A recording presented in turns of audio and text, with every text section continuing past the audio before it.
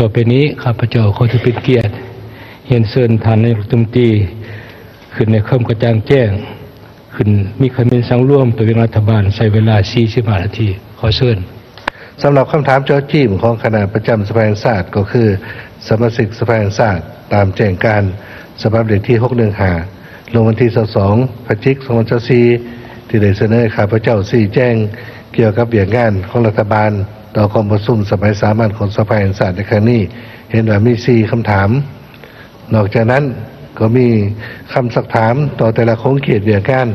ที่ติดพันกับ10แขนงการของรัฐบาลซึ่งในมื้อวานนี้ในภาคเช้าของมื้อนี้ในสืบต่อตอนบ่ายบางเรื่องนี้บรรดาท่านรัฐมนตรีกระทรวงเกี่ยวข้องผู้รักษาการผู้ว่าการธนาคารแห่งสปป.ลาวก็ได้อธิบายชี้แจงต่อคำสักถามเป็นส่วนหลายแล้วข้าพเจ้าในนามหัวหน้ารัฐบาลก็ยินดีเป็นเอกภาพนำบรรดาท่านสมาชิกรัฐบาลและหวังว่าบรรดาท่านสมาชิกสภาแห่งชาติจะได้รับข้อมูลหลายขึ้นและเข้าใจสภาพความเป็นจริงของแต่ละปัญหาที่รัฐบาลได้พยายามซุ้มใส่แก้ไขให้ดีขึ้นแต่ละก้าวเนื่องในโอกาสนี้ข้าพเจ้าขอมีคำเห็นเติมจำนวนหนึ่งเพื่ออธิบายชี้แจงเพิ่มเติมต่อ4คำสักถามของสภาแห่งชาติดังนี้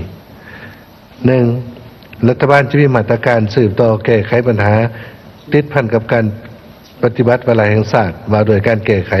ความยุ่งยากทางด้านเศรษฐกิจการเงินคือใดเป็นต้นปัญหาเงินเฟ้อค่าครองชีพพนักงานทหารตำรวจและก็สภาพทรุดโทรมของพื้นฐานของแหล่งคุณภาพการศึกษาปัญหาการขาดแคลนแรงงานตาม7ข้อคงค้างในบทรายงานของนายกรัฐมนตรีดังที่ฮู้นำกันแล้วโดยเฉพาะเป็นที่ได้รายงานต่อกองประชุมในค่ำวันที่18 พฤศจิกายนผ่านมาในภาคทิศทางและแผนเวียกจุดซุ้มของรัฐบาลในปี2025รัฐบาลจะซุ้มใส่แก้ไขบรรดาข้อคงค้างและสืบต่อเสริมสารการจัดตั้งปฏิบัติหาเวียกจุดซุ้มของเวลาแห่งชาติมาโดยการแก้ไขปัญหาความยุ่งยากทางด้านเศรษฐกิจการเงินเข้าในแผนเวียกของรัฐบาลเป็นต้นอันที่1ปัญหาเงินเฟ้อรัฐบาลจะซุ้มใส่แก้ไขปัญหาเงินเฟ้อเหตุให้อัตราเงินเฟ้อมีถ่ายเอียงลดลงต่อเทียบกับปีผ่านมามาตรการส่วนใหญ่ก็ได้รายงานไปได้แล้วในทางผู้รักษาการว่าการธนาคารแห่งสปป.ลาวก็ได้ชี้แจงไปแล้วเมื่อวานนี้แต่ถึงอย่างไรก็ตามข้าพเจ้าก็ขอยืนยันเติมต่อบรรดามาตรการต่างๆในต่อหน้าเพื่อสืบต่อแก้ไขปัญหาเงินเฟ้อให้ลดลงอยู่ในระดับ1ตัวเลขตามขาดหมายหรือใกล้เคียงกับ1ตัวเลขที่สุดตามที่สภาแห่งชาติได้มีความเห็นโดยรัฐบาลจะซุ้มใส่8มาตรการดังนี้ 1. รักษาเสถียรภาพค่าเงินกีบโดยการสืบต่อจะตั้งปฏิบัติบรรดานโยบายในทิศทางที่รัดกุมโดยสืบต่อคนขวบพิจารณาการดัดปรับอัตราดอกเบี้ยพื้นฐานให้เทศเหมาะกับสภาพการในแต่ละระยะเพื่อควบคุมการขยายตัวของปริมาณเงินM2และป้องกันการขาดเสถียรภาพทางด้านการเงิน 2. จะได้ค้นคว้ากำหนดเพดานอัตราดอกเบี้ยทั้งเงินกู้และเงินฝากเป็นเงินตราต่างประเทศแน่ใจเพื่อยกสูงความต้องการในการถือครองเงินกีบและลดพรความต้องการการถือครองเงินตราต่างประเทศ 3. สืบต่อคุ้มครองสถาบันการเงินให้มีความมั่นเที่ยงและพัฒนาระบบสำหรับให้ทันสมัยโดยซุ้มใส่ควบคุมอัตราแลกเปลี่ยนตามกลไกตลาดสุกอยู่การแลกเปลี่ยนเงินตราผ่านตลาด LFX และพัฒนาการเคลื่อนไหวของตลาดดังกล่าวให้กว้างขวางหลากหลายรูปแบบเพื่อตอบสนองความต้องการของสังคมนับทั้งพัฒนาระบบสำหรับสสารขามแดนด้วยเงินสกุลท้องถิ่นกับประเทศใกล้เคียง 4. สืบต่อคุ้มครองเงินตราต่างประเทศให้เข้าสู่ระบบธนาคารหลายขึ้นโดยเฉพาะเป็นการส่งออกนำเข้าสินค้าต้องผ่านการสำหรับสสารผ่านบัญชีอยู่ธนาคารธุรกิจอยู่สปป.ลาวติดพันกับการดัดสมบริษัทนำเข้าส่งออกให้อยู่ในจำนวนที่เหมาะสมเอาใจใส่คุ้มครองรายรับเงินตราต่างประเทศจากการส่งออกจากการลงทุนของต่างประเทศการช่วยเหลือทางการเพื่อการพัฒนาการบริการผ่านขามแดนการท่องเที่ยวรายรับของแรงงานที่ไปออกแรงงานอยู่ต่างประเทศ และคนเสือศาสตร์ลาวอยู่ต่างประเทศฝากมาให้พี่น้องครอบครัวและการประกอบส่วนของมูลนิธิการช่วยเหลือต่างๆและจำกัดการนำเข้าสินค้าที่บ่จำเป็นฟุ่มเฟือยที่ภายในเขาผลิตได้ให้ได้20ถึง25ส่วนห้อยไปเคียงคู่กับการคุ้มครองราคาสินค้าค่าบริการและปฏิบัตินโยบายอุดหนุนค่าครองชีพให้แก่พนักงานทหารตำรวจพนักงานบำนาญครูอาจารย์แพทย์หมอในให้งานขั้นต่ำคุ้มครองอย่างเข้มงวดต่อการค้านอกระบบการค้าขายเถื่อนเป็นต้นเป็นการลักลอบนำเข้ายานพาหนะสืบต่อสุขอยู่การผลิตบนจิตใจเศรษฐกิจเอกราชเป็นเจ้าตัวเองเพื่อค้ำประกันเสบียงอาหารทดแทนการนำเข้าและเป็นสินค้าส่งออกที่มีคุณภาพและมีมาตรฐานที่ยอมรับของตลาดต่างประเทศ 6. ปลุกระดมและโฆษณาเผยแพร่ทั่วสังคมให้ผู้และเข้าใจและพร้อมกันปฏิบัติบรรดามาตรการเพื่อแก้ไขปัญหาเงินเฟ้ออย่างเป็นขบวนขวางเป็นต้นเหมือนพร้อมกันนำใส่เงินกีบในการซื้อขายและสำหรับสสางอยู่ภายในประเทศให้ร้ายขึ้นเปลี่ยนแปลงพฤติกรรมสวยโอกาสการกักตุนสินค้ากักตุนเงินตราเพื่อเก็งกำไรแดนอื่น 7. สืบต่อปรับปรุงกงจักรและวิธีการและมาตรการคุ้มครองราคาสินค้าโดยเฉพาะแมนการพัฒนาโครงสร้างราคาสินค้าการควบคุมราคาสินค้าบริมสิทธิ์ที่กระทบไว้ต่อการดำรงชีวิตของประชาชนก็คือการทบทวนและปรับปรุงโครงสร้างอัตราเงินเฟ้อให้เทียบเหมาะกับสภาพปัจจุบัน 8. สืบต่อร่วมมือกับประเทศเพื่อนมิตรและสถาบันการเงินสากลเครือข่ายสหประชาชาติเพื่อแลกเปลี่ยนถอดถอนบทเรียนในการแก้ไขและรับมือกับการผันเปของสภาพเศรษฐกิจโลกในแต่ละระยะ 2. นโยบายค่าครองชีพของพนักงานราชการทหารตำรวจตลอดระยะผ่านมารัฐบาลได้ถือสำคัญและเป็นบริษัทในการปรับปรุงเงินเดือนเงินนโยบายต่างๆของพนักงานราชการทหารตำรวจพนักงานบำนาญซึ่งได้มีการเพิ่มดัชนีเพิ่มเงินค่าครองชีพเป็นแต่ละระยะเป็นต้นในปี 2023 ได้เพิ่มเงินอุดหนุนค่าครองชีพ 150,000 กีบและยกระดับเงินเดือนขั้นต่ำมาเป็น 1,700,000 กีบและในปี 2004 ก็ได้เพิ่มเงินอุดหนุนค่าครองชีพตื่ม 150,000 กีบเฮ็ดให้เงินเดือนขั้นต่ำสุดในปี 2004 ปรับขึ้นมาเป็น 1,850,000 กีบเฉลี่ยนำใส่งบประมาณแต่ละปีประมาณ 1,200 ตื้อกีบประกอบมี2กำลังเหมือน700ตื้อกีบท้องถิ่นเป็น300ตื้อกีบศูนย์กลาง70ตื้อกีบประกันสังคม130ตื้อกีบพร้อมกันนั้นในปี 2025 รัฐบาลจะปรับปรุงเงินอุดหนุนให้พนักงานราชการโดยเฉพาะการเพิ่มเงินอุดหนุนค่าครองชีพปรับปรุงนโยบายอุดหนุนตำแหน่งบริหารโดยโฮมเอาเงินอุดหนุนตำแหน่งบริหารและนโยบายน้ำมันบุคคลให้เป็นอันเดียวปรับปรุงเงินอุดหนุนการเพิ่มขึ้นหอยสนหอยของทุกระยะปรับปรุงเพิ่มเงินนโยบายลูกเมียขึ้น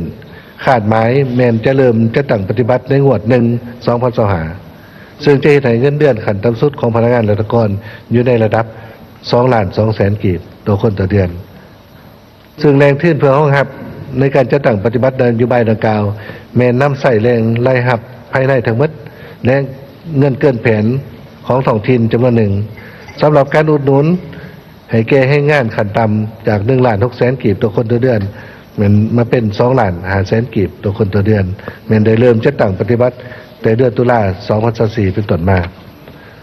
3. ต่อกับพื้นฐานของรางที่เปเพต่อปัญหาดังกล่าวรัฐบาลทั้งพูดดีว่ามีการเสื่อมโทรมหลายแท้โดยเฉพาะเหมือนถนนหนทางสาเหตุจำนวนหนึ่งเหมือนหย่อนงบประมาณจำกัดแต่ความต้องการในการพัฒนาเหมือนบ่สมคูการก่อสร้างถนนหนทางจำนวนหนึ่งเหมือนได้แต่ปริมาณบ่รับประกันคุณภาพการคุ้มครองการนำใส่ถนนหนทางบ่ทันเข้มงวดเป็นต้นเหมือนการคุ้มครองน้ำหนักของรถบรรทุกหมายว่าน้ำหนักเกินที่ได้กำหนดโดยเฉพาะเป็นรถขนส่งสินค้าและขนส่งแห่ธาตุแต่ว่าการออกแบบเส้นทางระยะผ่านมาแม่นบ่ได้ตามมาตรฐานบรรทุกของสากลที่ได้กำหนดเป็น11 ตันต่อเผา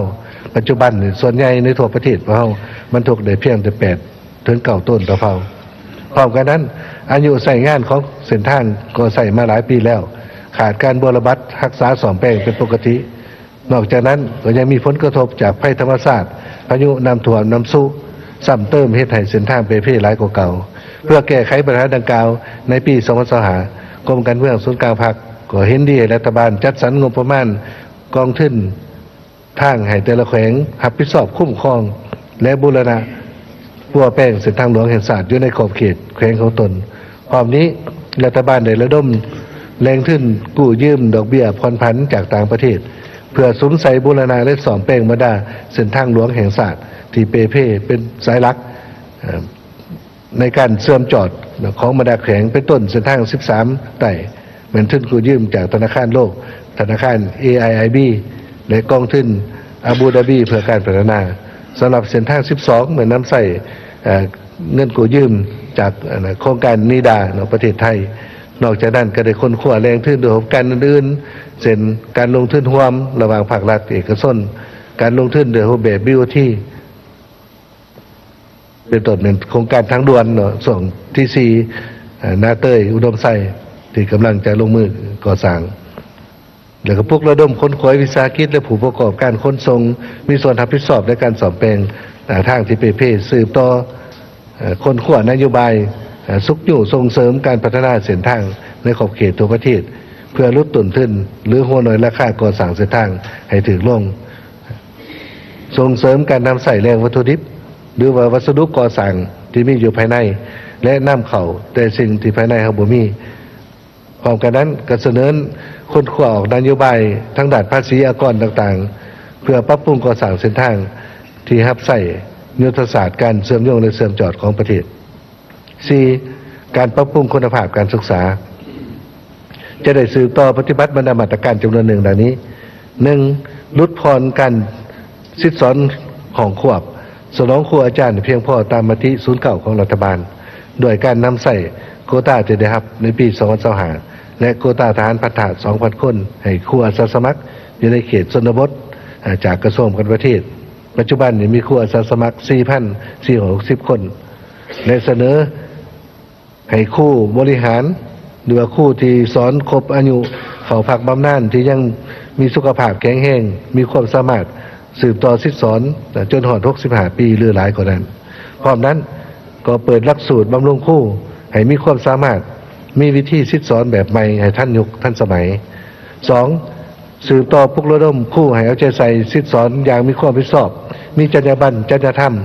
สมเป็นแม่พิมพ์ของศาสตร์เอาใจใส่ดูแลชีวิตการเป็นอยู่ของครูให้ดีขึ้นโดยสมทบการปฏิบัตินโยบายอุดหนุนจากรัฐบาลและการประกอบส่วนขององค์การปกครองท้องถิ่นและผู้ปกครองของนักเรียนในปี2024รัฐบาลได้จัดสรรงบประมาณให้แก่ครูอาสาสมัครจำนวน90ตึกกีบในนั้นจากงบประมาณ76ตึกกีบธนาคารพัฒนาลาวประกอบส่วน14ตึกกีบ 3. สืบต่อสร้างความเข้มแข็งให้แก่ผู้บริหารการศึกษาทุกขั้นทางด้านวิชาการการบริหารการสนองวัตถุอุปกรณ์ในงบประมาณที่จำเป็นให้เพียงพอ 4. สืบต่อปรับปรุงหลักสูตรการเรียนการสอนวิธีสิทธิสอนของครูวิธีรับเอาความรู้ของนักเรียนให้สอดคล้องกับเป้าหมายและจุดพิเศษของแต่ละท้องถิ่น 5. สืบต่อปรับปรุงและขยายพื้นฐานโครงสร้างสถานการศึกษาสนองอุปกรณ์การเรียนการสอนให้เพียงพอขั้นพื้นฐานสำหรับนักเรียนอยู่ชนบทอาจนำใส่เครื่องนุ่งที่มีเป็นต้นเป็นเครื่องนุ่งจากผ้าแพร่หัตถกรรมพื้นเมืองบ่จำเป็นต้องนุ่งเสื้อขาวทรงเส้นสีฟ้าสู่ส้นสางโรงเรียนกินนอนอยู่หมวดประถมและมัธยมสมบูรณ์อยู่ชนบท 6. สืบต่อดำเนินมาตรการจำกัดสิ่งแวดล้อมต่างๆที่มีผลกระทบทั้งลบและรบกวนต่อการศึกษาในเวลาเรียนเช่นเครื่องมือสื่อสารสถานการบริการอาหารเกมอาหารกินดื่มบันเทิงและอื่นพร้อมกันนั้นก็ออกแห่งสังคานิยมและปัจจัยต่างๆเพื่อให้พลเมืองลาวทุกคนหักและมักการเรียนรู้มักอ่านมักค้นคว้าสร้างให้มีตัวเมืองและซุ่มซ่นสังคมแห่งการเรียนรู้หรือว่า learning society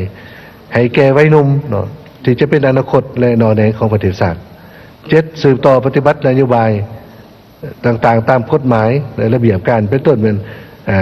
นโยบายการใส่ใจงบประมาณที่ได้กำหนดไว้อย่างเคร่งครัดและสุกอยู่การช่วยเหลือจากครูห้องพัฒนา ให้มีจุดสูงตามเป้าหมายการพัฒนาการศึกษาหาปีในแต่ละระยะอันที่หาการแก้ไขปัญหาขาดแคลนในงานปัญหาการขาดแคลนในงานเป็นหนึ่งในบรรดาเข่งห่อนทางด้านสังคมที่รัฐบาลพร้อมสวมใส่แก้ไขซึ่งผ่านมาสมาชิกสภาแห่งชาติก็ได้มีความเห็นเป็นห่วงเป็นใยและได้ยกขึ้นเรื่อยๆในอาทิตย์ที่ผ่านมาทางรัฐมนตรีกระทรวงแรงงานสวัสดิการสังคมก็ได้รายงานและชี้แจงต่อกองประชุมไปแล้วฉะนั้นข้าพเจ้าขอมีบางคำเห็นตืมว่าสภาพการขาดแรงงานอยู่ประเทศเฮามันเริ่มปรากฏเห็นแจ้งในระยะเกิดมีการระบาดของพยาธิโควิด -19 มาซ้ำเติมนักหน่วงระยะที่มีความยุ่งยากทางด้านเศรษฐกิจการเงินเป็นต้นเป็นเงินกี่บอนคาอัตราเงินเฟ้อสูงเหตุให้สภาพแรงงานลาวนี่หลั่งไหลไปออกแรงงานอยู่ต่างประเทศและแรงงานต่างประเทศอยู่ลาวก็กลับขึ้นประเทศเขาเจ้าซึ่งสภาพดังกล่าวก็มีทั้งจุดดีและจุดอ่อนเช่นกันเช่นจุดดีเป็นแรงงานเหล่านี้มีรายรับเพิ่มขึ้นและสามารถส่งเงินกลับมาครอบครัวอยู่ภายในประเทศเหตุให้เศรษฐกิจในครอบครัวดีขึ้นแต่อีกด้านหนึ่งก็ส่งผลกระทบเหตุให้ขาดแรงงานอยู่ภายในต่อปัญหาดังกล่าวรัฐบาลได้มีความพยายามปฏิบัติมาตรการต่างๆเพิ่มทวีความเอาใจใส่และพัฒนาฝีมือแรงงานในหลายรูปแบบเช่นการระดมให้ผู้ประกอบการมีนโยบายต่อแรงงานลาวโดยการสร้างเงื่อนไขพัฒนาฝีมือแรงงานกับทีโดยเฉพาะเหมือนบรรดาโรงงานอุตสาหกรรมต่างๆก็สามารถแก้ไขได้ดีสมควรแต่การยิงใส่การขยายตัวทางด้านเศรษฐกิจก็เห็นได้ว่าพอเขายังขาดแค่ในงานหลายฉะนั้นในตอนหน้ารัฐบาลจะซุ้มใส่มาตรการจำนวนหนึ่งดังนี้หนึ่งหีบห่อนปรับปรุงในทบทวนขึ้นบรรดานโยบายมาภาคด้านการสร้างฝีมือแรงงานซึ่งกองประชุมสภาแห่งชาติครั้งนี้ก็จะได้ผ่านทางกฎหมายฉบับปรับปรุงแล้วภายหลังกฎหมายฉบับปรับปรุงประกาศใช้รัฐบาลจะหีบห่อนปรับปรุงนโยบายที่เป็นนิติกรรมรวมกฎหมายแห่งใบสองขยายโรงเรียนสามัญวิชาชีพให้หลายขึ้นกว่าเก่าเพื่อให้นักเรียนที่เรียนจบสายสามัญวิชาชีพแล้วบ่มีจุดประสงค์เรียนต่อในสายอาชีวศึกษาหรือว่ามหาวิทยาลัยก็สามารถเข้าเฮ็ดเวียกได้เลยสามปรับปรุงนโยบายสุขอยู่ส่งเสริมให้ผู้ประกอบการมีส่วนร่วมในการสร้างฝีมือแรงงานโดยเฉพาะเป็นนโยบายด้านอากรนโยบายการเข้าถึงแหล่งทุนหรือนโยบายทางด้านค่าเช่าสัมปทานที่ดินสำหรับผู้ประกอบการที่ได้ส่งเสริมและสร้างฝีมือแรงงานได้หลายสี่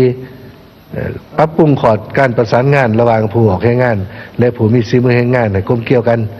เพื่อให้การสั่งแรงงานให้ถูกต้องตามความต้องการของตลาดแรงงานสำหรับคำถามที่สองเหมือนรัฐบาลจะมีทิศทางและมาตรการเพื่อพัฒนาขยายมติกรมการเมืองสู่การภาคเลขที่04ลงวันที่11พฤศจิกายน2024เกี่ยวกับการสร้างเศรษฐกิจเอกราชเป็นเจ้าตนเองในการพัฒนาเศรษฐกิจสังคมประจำปี2025เพื่อก้าวไปถึงการทางแผนพัฒนาเศรษฐกิจสังคมแห่งชาติ5 ปีขั้นที่10ขึ้นใดภายหลังที่มีมติของกรมการเมืองเลขที่04รัฐบาลก็ได้หีบห่อนพันขยายออกเป็นมติ05ของรัฐบาลในวันที่21พฤษภาคม2024มาโดยการแบ่งความรับผิดชอบในการจัดตั้งปฏิบัติมติมาโดยการสร้างเศรษฐกิจเอกราชเป็นเจ้าตนเองในระยะใหม่ซึ่งในมติดังกล่าวของรัฐบาลก็ได้กำหนดแจ้งมีการแบ่งความรับผิดชอบให้บรรดาคณะกรรมการศูนย์กลางและท้องถิ่นเพื่อพันขยายและจัดตั้งปฏิบัติซึ่งในของเขตบริเวณสิทธิ์ของรัฐบาลจะได้ซุ้มใส่ต้นต่ออันที่หนึ่งเหมือนซุ้มใส่ปรับปรุงและพัฒนาของเขตการเงินการตาเพื่อก้าวไปสู่การพึ่งตนเองกลุ่มตนเองทางด้านงบประมาณดังนี้หนึ่งจะสู่ส้นเก็บรายรับให้เพิ่มขึ้นตามความควรว่ารายรับภายในกลุ่มรายจ่ายภายในมีส่วนสะสมเพื่อชำระหนี้สินและบุกทะลุการคุ้มครองรายรับไปสู่ทันสมัยแน่ใจลดผ่อนการพึ่งพาการกู้ยืมจากต่างประเทศตามทิศสจ.โดยหันมานำใส่แรงทุนภายในเป็นต้นต่อซึ่งในระยะ4 ปีผ่านมานี้ก็เห็นว่าการเก็บรายรับมีการเพิ่มขึ้นและเกินแผนเป็นปีที่4ติดต่อกันพิเศษในปี2024นี้เมื่อปีขาดว่าจะเกินแผน 10% ประมาณ 5,000 กว่าธุรกิจและขาดว่าในปี2025จะมีส่วนสะสมเพิ่มขึ้นเพื่อเพิ่มสสางหนี้สินให้ลดลงตามทิศนำสจ.เคียงคู่กันนี้รัฐบาลก็จะได้สืบต่อวิเคราะห์วิจัยฐานรายรับการเก็บรายรับที่เกินแผนในระยะผ่านมาตามการประกอบความคิดความเห็นของสมาชิกสภาแห่งชาติแน่ใส่การร่วมศูนย์บัญชีคลังเงินอยู่ธนาคารแห่งชาติ สปปลาวรวมทั้งการขยายฐานรายรับและถอดถอนบทเรียนพร้อมทั้งการปรับปรุงการเก็บรายรับของรัฐบาลให้สืบต่อเคลื่อนแผนในปีต่อไปให้มีลักษณะที่มั่นคงและยืนยงกว่าเก่าแต่ถึงอย่างไรก็ตามในเฉพาะหน้านี้รัฐบาลก็จะสืบต่อปฏิบัติบรรดามาตรการด้านงบประมาณและทิศทางแผนการวิธีการต่างๆเพื่อสู่ส้นขยายรายรับงบประมาณในปีต่อหน้าเติมอีก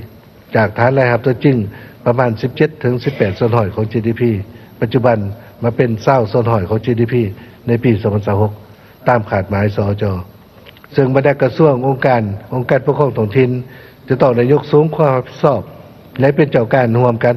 ในการกำหนดนโยบายและมาตรการต่างๆเพื่อสอบคนรายรับที่ยังบ่มซ่อนและรายรับใหม่ในขอบเขตความรับผิดชอบของตนเพื่อรับประกันการจัดเก็บรายรับให้ได้ตามขาดหมายของสจ.กำหนดเพื่อความเป็นเจ้าการในการนำใส่แรงทุนภายในการบริหารการทดแทนต้นทุนหนี้สินลดลงเท่าที่จะสามารถให้ได้ผ่านการสู่ส้นจะตั้งปฏิบัติมาตรการต่างๆก็สามารถสรุปขาดตัวเห็นว่ามีรายรับกลุ่มรายจ่ายภายในเพิ่มขึ้นหลายสมควรนอกจากนั้นพวกเฮายังได้นำใส่แรงทุนภายในอื่นๆเติมอีกเป็นต้นเป็นเงินยอดเหลือจากแต่ละปีผ่านมาและเงินเกินแผนผู้ซวยสำหรับหนี้สินให้ลดลงซึ่งได้นำใส่แรงทุนภายในทั้งหมดดังนี้ในปี 2021เป็นจำนวน 2,890 ตื้อในนี้รายรับภายในกลุ่มรายจ่ายเป็น 1,910 ตื้อกีบแผนเป็น 31,038 ตื้อกีบและเงินยอดเหลือ 2020จำนวน 980 ตื้อกีบในปี 2022-2023กับมีรายรับเพิ่มขึ้นเช่นเดียวกันคาดว่าในปี 2025จะบรรลุเก้าตื้อกีบนอกนั้นขาดคะแนนยังจะได้เงินเกินแผนของท้องถิ่นในปี 2024 เติมอีกสังรวมแล้วเฉพาะปี 2021 ถึง 2023 รัฐบาลได้เป็นเจ้าการนำใส่แรงทุนภายในเพื่อชำระหนี้สินสูงถึง20,874 ตื้อกีบและขาดคะแนนหอดปี 2025 จะบรรลุ 35,000 ตื้อกีบ 2. เป็นรักษาเสถียรภาพด้านเงินตราให้มันเที่ยงโดยเฉพาะเป็นถือสำคัญการควบคุมเงินเฟ้อโดยการนำใส่เครื่องมือนโยบายเงินตราดัดสมปริมาณเงินให้มีประสิทธิภาพปฏิบัตินโยบายอัตราแลกเปลี่ยนตามกลไกตลาดที่มีการคุ้มครองของรัฐเพิ่มทวีการจัดตั้งพัฒนากฎหมายว่าโดยการคุ้มครองเงินตราต่างประเทศกฎหมายว่าโดยการต้านการฟอกเงินและการสนองทุนแก่การก่อการร้ายเพื่อดัดปรับความต้องการและสนองเงินตราต่างประเทศให้ดุลเดียงหลายขึ้นและการจราจรผ่านระบบธนาคารสร้างความเข้มแข็งให้ข้างสำรองเงินตราต่างประเทศปลุกระดมทั่วสังคมให้นำใส่เงินกีบโดยเป็นภาครัฐต้องเป็นแบบอย่างส่วนมาตรการละเอียดก็คือจะได้ขอเสนอคำถามที่1เนาะที่ได้รายงานไปนั้นในพร้อมกันนั้นท่านรักษาการผู้ว่าการธนาคารก็ได้ชี้แจงในมื้อวานนี้แล้ว 2. สุมใส่การผลิตกสิกรรมเพื่อค้ำประกันเสบียงอาหารทดแทนการนำเข้าและผลิตเป็นสินค้าเพื่อส่งออกโดยสุมใส่ให้สามารถกุมตัวเองทางด้านเสบียงอาหารโดยเฉพาะการผลิตข้าวกินผลิตพืชผักเสบียงอาหารสินปลาไข่กลุ่มการบริโภคอยู่ภายในเพื่อลดพรการนำเข้าหรือว่าดุลเดียงการนำเข้าหรือส่งออกในต่อหน้ารัฐบาลจะได้สืบต่อสุมใส่กำหนดพื้นที่จุดสุมการปลูกการเลี้ยงและซุกยู่ขบวนการปรุงแต่งภายในให้เข้มแข็งขึ้นโดยเฉพาะเหมือนการผลิตข้าวแม้นจะได้สงวนรักษาพื้นที่การผลิตข้าวบ่อนใดที่มีระบบชลประทานเหล่านั้นเพื่อจำกัดการหันเปลี่ยนเป้าหมายนำใส่ที่ดินกสิกรรมพร้อมกันนั้นก็จะได้สู่ส้นให้กลุ่มตนเองทางด้านปัจจัยการผลิตกสิกรรมโดยเฉพาะเหมือนการผลิตแนวพันธุ์พืชแนวพันธุ์สัตว์อาหารสัตว์และก็ฝุ่นปุ๋ยยาวัคซีนสัตว์และก็ระบบน้ำชลประทานและอื่นรวมทั้งการสืบต่อจะตั้งปฏิบัตินโยบายสินเชื่อเพื่อกระตุ้นเศรษฐกิจและนโยบายสินเชื่อเพื่อกระจายลงสู่ท้องถิ่น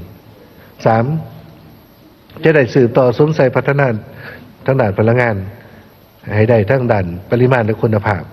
เพื่อสามารถรับประกันการสนองไฟฟ้าให้มีความเสถียรและเพียงพอกับความต้องการอยู่ภายในเป็นบริมสิทธิ์ระยะผ่านมาถึงเป็นประเทศพวกเราสามารถผลิตไฟฟ้าได้มีการส่งออกขายให้ต่างประเทศแต่ก็ยังมีการนำเข้าไฟฟ้าเพื่อสนองภายในเนื่องจากระบบสายส่งเพื่อลำเลียงกระแสไฟฟ้าอยู่ภายในประเทศยังบ่ทันเชื่อมต่อกันฉะนั้น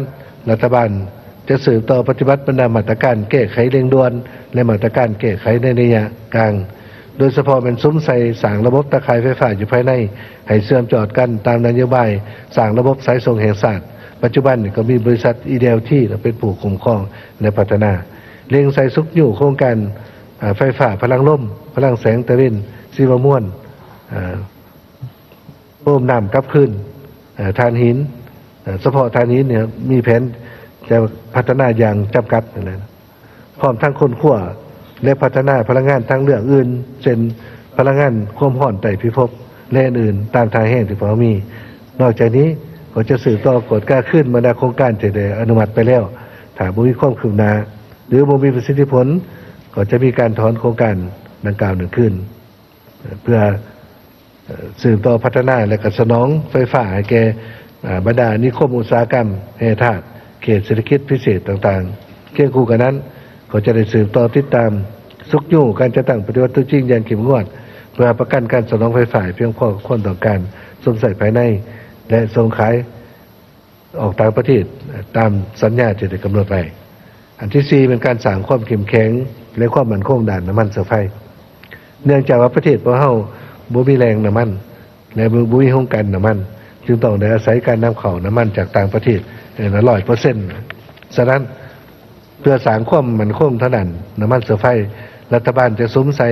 สร้างคลังแห่สำรองน้ำมันโดยการซุ้มใส่สร้างระบบสร้างน้ำมันเก็บน้ำมันในปัจจุบันนี้กำลังปรับปรุงดำรัส331มาโดยธุรกิจน้ำมันเชื้อไฟและคนขั้วยุทธศาสตร์ด้านน้ำมันเชื้อไฟขึ้นใหม่โดยเฉพาะเป็นการดัดสมบรรดาบริษัทนำเข้าน้ำมันเชื้อไฟนี้ให้มีจำนวนน้อยลงศึกษาคนขั้วก่อสร้างท่อส่งน้ำมันโครงการน้ำมันและก็ศึกษาคนขั้วแหล่งวัตถุดิบภายในเพื่อสร้างโรงงานผลิตน้ำมันเช่นน้ำมันชีวภาพเอทานอลหรือไบโอดีเซลหรือว่าน้ำมันเขียวตัวนี้เป็นน้ำมันที่เขาเจ้าสามารถผลิตจากถ่านหินและอื่นอันที่5มันการกลุ่มตนเองทั้งนั้นการสนองวัตถุดิบให้แก่โรงงานอุตสาหกรรมปัจจุบันบรรดาโรงงานอุตสาหกรรมส่วนหลายแม่นำเข้าวัตถุดิบจากต่างประเทศนับทั้งโรงงานตัดเย็บก็นำเข้าแผ่นแฟ้เส้นได้ต่างๆโรงงานซันเปเปอร์อยู่สวรรค์ก็นำเข้าวัตถุดิบไม้จากต่างประเทศ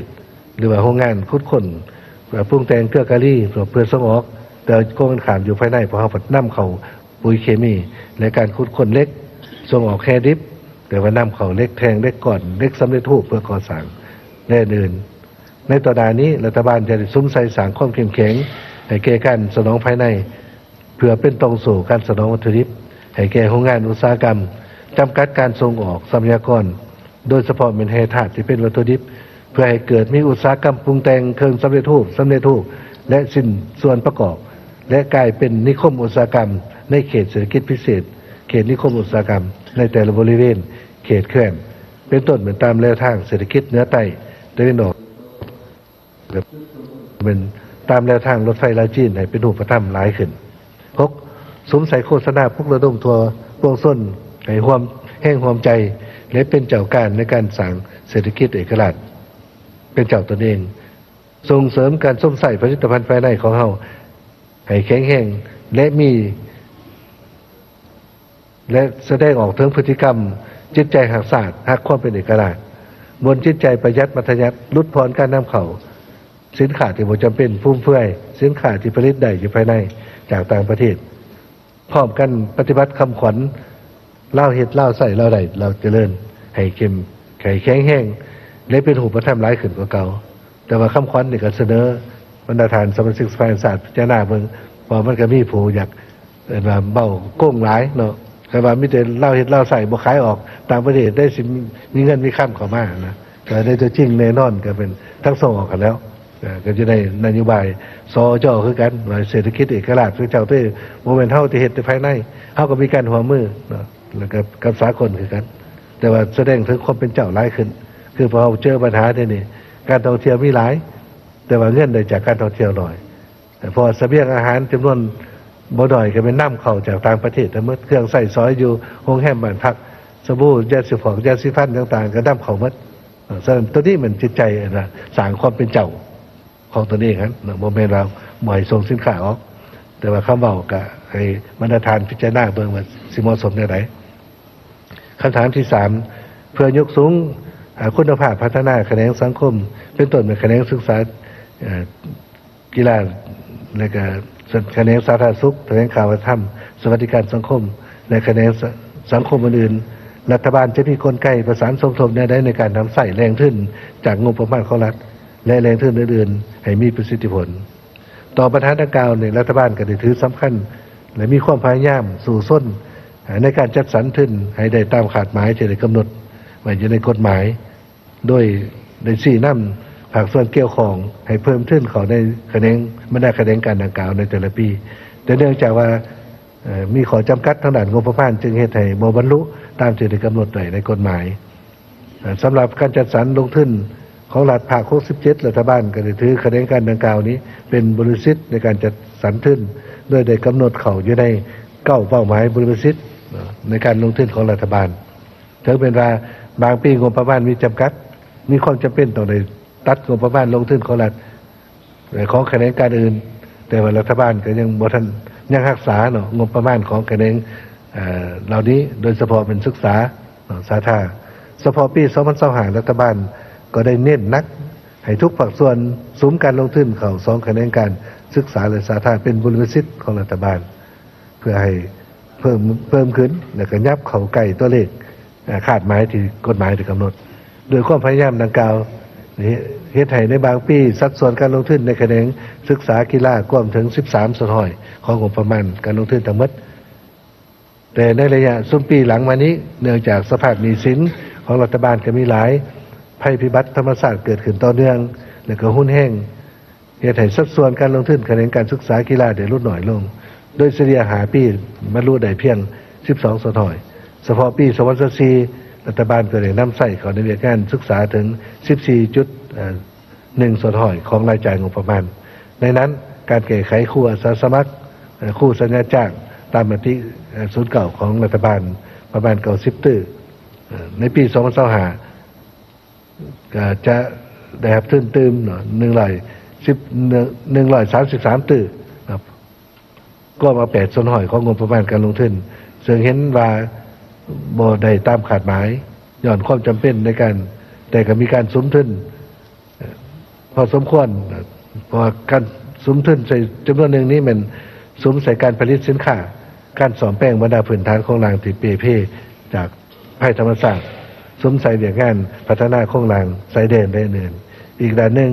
ในแผนปี2025รัฐบาลก็บ่ได้กำหนดโครงประกอบการลงทุนหมายว่ารัฐบาลมอบให้แขนงการในท้องถิ่นเป็นผู้คนขั้วจัดสรรตามสภาพและเงื่อนไขความเป็นจริงของแต่ละภาคส่วนโดยให้บริษัทแก่โครงการหนี้สินและโครงการสืบต่อซึ่งปัญหานี้กมซุ่มรัฐบาลร่วมกับคณะประจำสภาแห่งชาติในเดือนกันยายน2024ผ่านมาก็ได้รายงานเลยเป็นเอกภาพจึงเห็นไทยสัดส่วนการลงทุนในแขนงศึกษากีฬาบรรลุเพียงแต่8%ถ้าว่าข้อประชุมสภาแห่งชาติมีที่สิน้ำตื้มให้เพิ่มทุนเขาในแขนงศึกษากีฬาขึ้นตื้มอีกรัฐบาลก็จะได้กลับไปขนขวาขึ้นใหม่สำหรับแขนงสาธารณสุขในปี2025นี่มันจะบรรลุถึง 75.67% กว่ามา 2.4% ของการลงทุนร่วมสาเหตุสำหรับทิศทางแก้ไขเพื่อเพิ่มทุนในแขนงสาธารณสุขมันก็ข่ายคือกับแขนงศึกษานอกจากงบประมาณของรัฐบาลที่ได้ประกอบพันมาแล้ว2แขนงการดังกล่าวก็ได้รับทุนช่วยเหลือทางการเพื่อการพัฒนาเดินว่า ODA จากบรรดาประเทศเพื่อนมิตรของพัฒนาและการประกอบส่วนจากสังคมภายในและต่างประเทศเป็นจำนวนหลายพอสมควรอันที่4เป็นคำถามที่4รัฐบาลจะมีมาตรการคุ้มครองและแก้ไขผลกระทบต่อสิ่งแวดล้อมสังคมธรรมศาสตร์จากโครงการพัฒนาต่างๆขึ้นไหนเป็นต้นโครงการขุดค้นแร่ธาตุ ต่อปัญหาดังกล่าวรัฐบาลเห็นว่าการขุดค้นแร่ธาตุและอย่างผ่านมาได้ส่งผลกระทบต่อสิ่งแวดล้อมสังคมโดยเฉพาะเป็นทรัพยากรป่าไม้แหล่งน้ำธรรมชาติแหล่งน้ำใส้ของป่าส้นระบบการขนส่งสนับเพื่อแก้ไขปัญหาดังกล่าวข้าพเจ้าขอย้ำขึ้นมาตรการที่รัฐบาลกำลังสวมใส่ปฏิบัติในปัจจุบันและจะสืบต่อจะตั้งปฏิบัติในต่อหน้าหนึ่งแม่นยุติสืบต่อยุติการอนุมัติโครงการเทธาตุแบบทดลองพร้อมกันนั้นก็หันบรรดาโครงการทดลองที่รัฐบาลได้อนุมัติผ่านมาแล้วนั้นเข้าสู่การปฏิบัติกฎหมายปกติยุติถาวรโครงการขุดค้นให้คำตะขอนพร้อมนี้ก็อนุมัติพร้อมนี้ก็เร่งใส่การกวดกาและประเมินขึ้นการจะตั้งปฏิบัติสัญญาของบรรดาโครงการที่ได้รับอนุมัติผ่านมาอันที่สองเหมือนสำหรับโครงการที่อนุมัติใหม่ที่มีเนื้อที่กว้าง3ประเภทป่าเป็นต้นเป็นป่าสงวนและป่าป้องกันที่ยังมีป่าใหม่อุดมสมบูรณ์แม้จะได้ตัดเนื้อที่เขตดังกล่าวนั้นออกจากเขตสัมปทานและบ่ให้ดำเนินกิจการที่จะส่งผลกระทบต่อป่าใหม่ดังกล่าวอย่างเด็ดขาดในต่อหน้าการสัมปทานที่ดินเพื่อพัฒนาการศิกรรมแม้จะได้พิจารณาอย่างจำกัดเพื่อบ่ให้กระทบต่อเนื้อที่ป่าไม้และเนื้อที่เขตการผลิตเขตการทำมาหากินของปลาส้นด้วยให้ผู้สัมปทานสร้างกลไกหัวมือกับปลาส้นตามรูปแบบสัญญาผลิตกสิกรรมหรือว่าการผลิตกสิกรรมแบบมีสัญญาเอ่นว่า contract farming เนาะหมายว่าให้บริษัทมีเนื้อที่ส่วนใดส่วนหนึ่งแต่ส่วนใหญ่จะเป็นเนื้อที่ของปลาส้นผ่านมาเฮาเหตุการณ์สุดเสยนี้เนาะสุดเสยที่ดินปลาส้นเลยปลาส้นบ่มีให้มีสวนก็เลยไปบุกรุกป่าโดยเฉพาะเป็นขบวนการปลูกมันต้นผ่านมานี่ก็ถือว่าป่าไม้ก็ถูกทำลายหลายส่วนรัฐบาลจะได้หันเปลี่ยนในนโยบายการสัมปทานในที่ของคือผ่านมาอันที่สามเป็นสืบต่อใจใส่เข็มงวดการประเมินผลกระทบต่อสิ่งแวดล้อมสังคมแผนคุ้มครองด้านสิ่งแวดล้อมในเวลาปฏิบัติโครงการให้มีแผนปิดบ่อร่วมทั้งจุดที่สำเร็จแล้วหรือว่าจุดที่สำเร็จการขุดค้นแล้วก็ต้องได้สืบต่อปฏิบัติ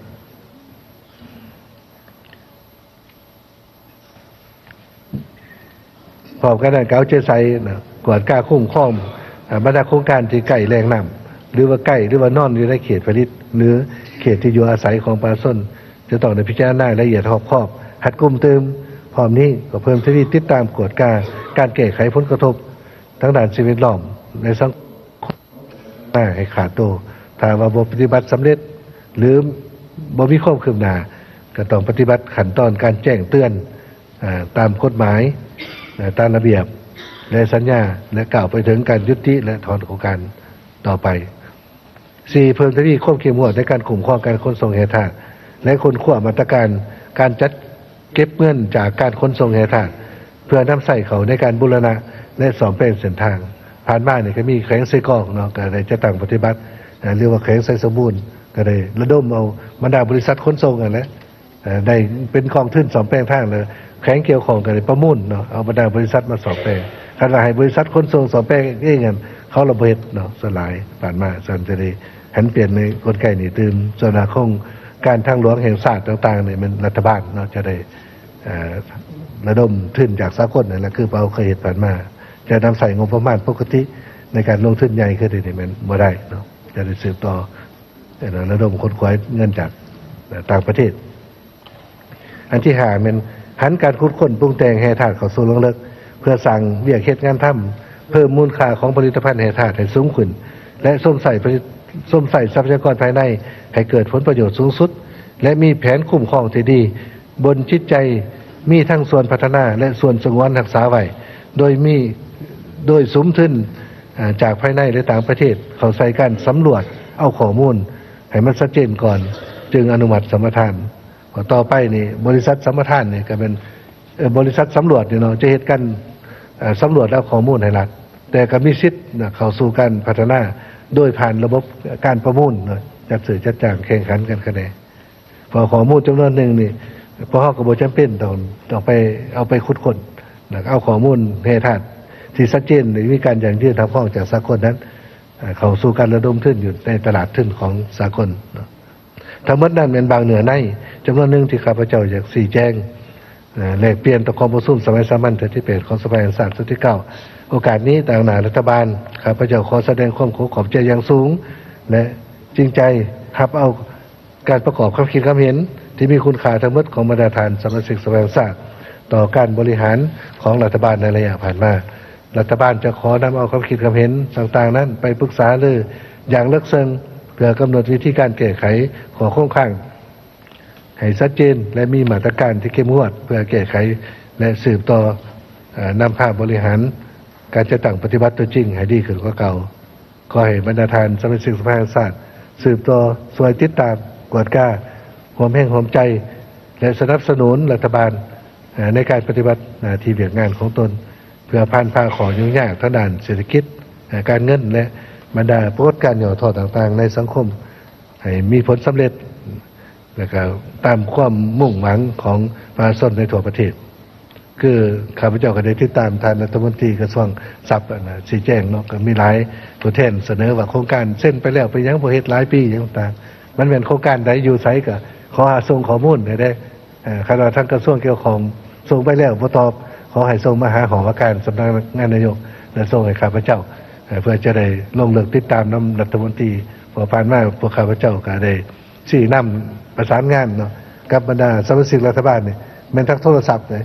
บางคนนี่ก็สิเป็น12 โมงกลางคืนก็สิได้ครับขอควบเนาะคือดอกยามใดก็เป็นส่งให้ยามนั้นสั่นเพื่อให้การแก้ไขข้อเสนอต่างๆของประชาชนของท้องถิ่นเนาะมันดีขึ้นข้าพเจ้าชื่อนางมีนาพรใสชมพูสมาชิกสภาแห่งชาติประจำเขตเลือกตั้งที่17ขออนุญาตมีคำถาม1คำถามต่อท่านนายกรัฐมนตรีเนาะผ่านการรับฟังการรายงานการชี้แจงของบรรดาท่านรัฐมนตรีโดยเฉพาะกระแม่นกระทรวงเกษตรกรรมเนาะว่าพื้นฐานโครงร่างที่จะเป็นเนาะในปัจจุบันนี้มีทั้งหมด13แห่งศูนย์ค้นคว้ามีทั้งหมด13แห่งแล้วก็ศูนย์ส่งเสริมเทคนิคนี่7แห่งและเมื่อเทียบใส่ความเรียกร้องต้องการในปัจจุบันนี้ก็เห็นว่ามันน้อยหลายเนาะน้อยหลายแล้วก็อยู่บางท้องถิ่นนี่ก็มีแต่ซื้อว่าเป็นศูนย์ค้นคว้าหรือว่าศูนย์ส่งเสริมเทคนิควิชาการเนาะและฉะนั้น เมื่อเทียบใส่ความเรียกร้องต้องการในปัจจุบันนี้ก็มีหลายและฉะนั้นอยากขอถามว่าทางรัฐบาลจะมีกลไกหรือว่านโยบายแนวใดเนาะเพื่อส่งเสริมสุขอยู่เนาะบรรดาศูนย์ดังกล่าวให้ไปหอดไปถึงเนาะขั้นหากฐานนี่แหละโดยเฉพาะกระแม่นกลุ่มการผลิตเนาะข้าพเจ้าคิดว่าผ่านมานี่ก็มีการหัวมือหลายเพราะเศรษฐกิจกวดขึ้นเนาะกระทรวงเกษตรกรรมว่าผ่านมาเนี่ยได้นำใส่อันที่มีนี่แนวไหนทั้งขันศูนย์กลางและท้องถิ่นพอผ่านมานี่สลายเลยมันก็คือกับเขาเจ้าว่าซื้อว่าศูนย์อะไรเนาะทวิตเนี่ยก็มีแล้วมีต้นแนวพันธุ์นั่นแนวพันธุ์นี่มีสัตว์นั่นเลี้ยงแต่ขยายแนวพันธุ์บัดโครงการช่วยเหลือหมดเลยก็มันก็หมดไปนำข้าพเจ้าก็เคยไปเบิ่งอยู่ว่าพันธุ์ที่ทางสสเวียดนามเพิ่นช่วยแล้วก็บ่อนอื่นแต่ว่าการมีบางบ่อนนี่ก็ยังดีเนาะอยู่สวรรค์บ่อยู่ขมวนบ่ต่างๆก็ยังมีหรือว่าทางจำปาสักแต่ในใดก็ตามถ้าเบื้องงบประมาณนี่ก็จะได้สมใส่การปรับปรุงฟื้นฟูบรรดาศูนย์ที่มี2มากก็จะมีการร่วมมือกับภาคส่วนเศรษฐกิจเนาะตอนนี้มีกำลังแห้งหลายต่อข้าพเจ้าไปติดตามเมืองบรรดาโครงการใหญ่ๆอาจจะเป็นคือทางอยู่ภาคใต้มันมีอะโกรโปตัสปกติเขาเจ้าเฮ็ดการผลิตรูปแบบใหม่หน้าให้ใหญ่นำใส่เทคโนโลยีอยู่บ้านเมืองแสนเนาะของเมืองโขงแขวงจำปาสักกันก็สามารถผลิตในหอบเวียนหนึ่งนี่ได้เข้า7ต้นต่อเฮกตาร์ในปีหนึ่งสามารถผลิตได้3 ฤดูเนาะก็หมายว่าได้21ต้นต่อเฮกตาร์เขานอกจากนั้นก็อยู่แข้งอื่นๆก็คือกันคือว่าเรื่องการส่งเสริมจะได้นำใส่บรรดาวิสาหกิจเนาะที่เขาเจ้ามีการสัมปทานหรือการพัฒนาเกษตรกรรมเนี่ยเป็นส่วนประกอบสำคัญตัวอย่างคือโครงการเลี้ยงหมูเลี้ยงงัวบ่ก็เป็นให้เขาเจ้าผลิตแนวพันธุ์มีฟาร์มของเขาเจ้าแต่ว่าลูกงัวลูกหมูนี้เป็นให้เขาเจ้าเฮ็ดส่งเสริมหน่อยชาวเกษตรกรของเฮาโดยทางอำนาจการปกครองท้องถิ่นแขนงเกษตรกรรมจะได้จัดตั้งกลุ่ม สากลเดี๋ยวนี้เพราะเขามีคือว่าดำรัสบ่หรือว่ากฎหมายว่าเลยสากลแล้วเนาะส่วนตัวนี้เขาจะได้จัดตั้งอย่างแข็งแรงตึมคือข้าพเจ้าเว้าบางเรื่องนี่แหละคืออยู่ซ้อนในเขตนี่ก็เป็นโครงการซันเปเปอร์เนาะเขาจะปลูกไม้พริกเพื่อใส่โรงงานแผนความต้องการเนี่ย100,000 เฮกตาร์ตัวใดปัจจุบันเนี่ย50,000 กว่าเฮกตาร์ในนั้นก็มีเนื้อที่เขาจะส่งเสริมประชาชนในการปลูกไม้พริกคืออาจจะรูปแบบนี้ร้ายขึ้นตึมโดยให้บริษัทที่ลงทุนในแขนงการต่างๆครับคืออยู่บางโค้งเดี๋ยวนี้โครงการพาณิชย์ที่ซีแทนดอนเขาจะก็มีการเลี้ยงปลาสวายเนาะขาดมาเดือนถ่ายปีนี้แหละสิมีการปรุงแต่งและส่งออกไปจีนมีการน้องเลี้ยงแล้วก็มีโรงงานปรุงแต่งปลาต่อไปกับสิมีอุตสาหกรรมครบวงจรสัญชาติอาศัยบรรดาวิสาหกิจที่ลงทุนนี่แหละเป็นกำลังแห้งตืมในการผลิตแนวพันธุ์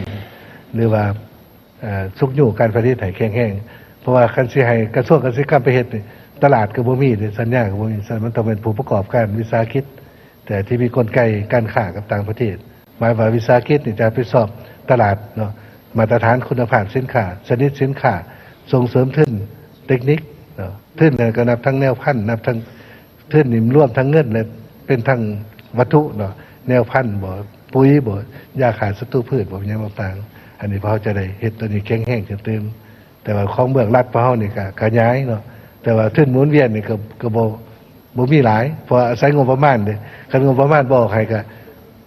ป้าก็ตายงัวก็ตายสักก็ตายฉะนั้นเฮาหันไปสู่ธุรกิจที่เขาจะมีงบประมาณ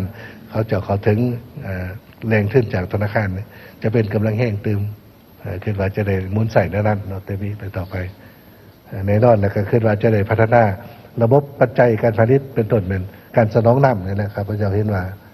ซ้อมมาทั้งเมืองโยธาก็สิเป็นแก้ไขเรื่องปัญหาโครงสร้างเส้นทางเพราะว่าจุดด้อยของพวกเฮานี่เป็นการขนส่งสินค้าที่เสียเปรียบเนาะถึงว่าพวกเฮามีทางรถไฟอยู่ขนส่งทางรถไฟได้เปรียบแต่ออกจากทางรถไฟแล้วบ่อนอื่นๆนะเส้นทางชนบทต่างๆมันธุรกันดารยุ่งยากหลายนับทางบรรดาทางหลวงแห่งชาติทางหลวงของท้องถิ่นต่างๆก็ถึงแล้วคือกองประชุมศูนย์กลางของคณะคณะที่เก่าพวกเขาจะต้องได้สู่ส่วนแก้ไข3ปัญหาหีบด่วนเนาะอันหนึ่งเวียดบุคลากรต้องไปแก้ไขอัน2มาเลยมันเรื่องการประสานงานการพัวพันการสร้างสิ่งแวดล้อมที่ดีเนาะเพื่อส่งเสริมการค้าการลงทุนการบริการการท่องเที่ยวต่างๆอันที่3มันแก้ไขโครงสร้างเส้นทางนี่แหละเส้นทางดีมันก็ไปสะดวกอย่างนั้นเราจะได้ภาคแก้ไขทางพี่ข้าพเจ้าจึงเสนอในเดือนรัฐบาลที่4นำให้ทางกระทรวงการเงินกระทรวงโยธาลองเบิ่งเมืองว่าวัตถุดิบที่พอมีอยู่ภายในนี่นะเพื่อจะให้เส้นทางเขามันถึกนี่นะเฮาสิยกเว้นหยังแดอันใดนำเข้านี่สิยกเว้นบ่หรือสิบ่ยกเว้นพอผ่านมานี่มูลค่าเส้นทางเพราะนี่มันสูงหลายแต่ว่าบางอันมันก็ชัดเจนบางอันก็บ่ชัดเจนมันบ่สมเหตุสมผลจะได้กวดเบิ่งขึ้นแล้วก็จะได้เสนอคณะประจำหรือว่ากรรมาธิการเกี่ยวข้องของสภาเติมในโอกาสกองประชุมร่วมในต้นปี2025นี้ระหว่างรัฐบาลและคณะประจำและกรรมาธิการของสภาแห่งชาติตามธรรมดาแล้วพรรครัฐเขาถือสำคัญที่สุดเรื่องงานการเมืองแนวคิดแต่ว่ามาตรการแก้ไขความยุ่งยากด้านเศรษฐกิจการเงินนี้เขาเอาเวียกงานแนวคิดจิตศาสตร์ไปไว้เป็นมาตรการที่5อย่างเช่นเสนอท่านนายกรัฐมนตรีประเมินคืนได้บ่ว่าทั่วสังคมก็คือแนวคิดจิตศาสตร์ของสังคมเฮานี้ได้ประกอบส่วนในการแก้ไขสภาพยุ่งยากเศรษฐกิจการเงินผ่านมาคือนั่นใดข้าพเจ้าคิดว่าทางเมืองรัฐบาลก็จะได้เอาทางเมืองกระทรวงท่องข่าวนี่แหละเนาะว่าทำท่องเที่ยวนี้2มาทางเมืองพรรคพวกเฮากันสิเป็นคณะโฆษณาของศูนย์กลางพรรคกันจะได้เอาบรรดามาตรการไปเป็นส่วนร้ายแต่มันมีแต่ขนาดสมคิด19นี่พากันเห็นแต่ละอาทิตย์สันนี่คือจุดอ่อนแท้เนาะการโฆษณาเผยแพร่การสั่งกระบวนการพอจากบทเรียนเวียกงานโฆษณาสื่อมวลชนการปลุกระดมสังคมนี่เป็นกระบอกเสียงเพื่อปลุกระดมจิตใจแท้ผ่านบ้านนี่ก็เห็นติดตามทางธนาคารเพิ่นก็มีเนาะเพ่งว่าเรื่องการใส่เงินกีบแนวใดอีกต่างๆนะก็มีอยู่แต่ว่าฝั่งส่วนอื่นก็มิดเงียบอยู่นะสันติก็ถึงแล้วว่ามันใส่ผู้ใดผู้หนึ่งผู้เดียวแก้มันบ่ได้อันนี้มันต้องเป็นตัวประเทศเพราะเขาต้องแก้นำกันยกตัวอย่างคือจำกัดการนำเข้าสินค้าได้เลยแบนอยู่ว่าเขามีเงินเนาะอยากซื้อรถหรูขี่เนาะอยากกินเหล้าแซ่บอย่างเงี้ยต่างๆแต่ว่าเงินที่ทานเอาไปซื้อหันมันเป็นน้ำเหือน้ำแห้งเนาะ ของปลาส้นที่เขาเจ้าส่งออกขายเข่าบ่ขายยางพาราบ่ขายงัวบ่ขายฝืนพักบ่ได้เดือนจึงได้เงินอันนั้นเข้ามาแล้วสารตดีพระเฮาต้องได้เว้ากันตื่มพอเดี๋ยวนี้ผู้มีเงินหลายนี่ก็ใช้สบายเลยเนาะแต่ว่าเงินดังกล่าวนี่มันออกไปเป็นเงินตาเลยจึงจะเสยเชิงขาเข้ามาอันนี้ครับพระเจ้าเห็นดีสนับสนุนเนาะคิดว่าทั้งเบื้องการนำกันสูงพระเฮาเสด็จปรึกษาเลยกันตื่มในจุดนี้ผ่านมาก็ได้เว้าอยู่แต่ว่าในพฤติกรรมการพัฒนาขยายตัวจริงยังบ่ทันแข็งแรงนะครับพระเจ้าเห็นดี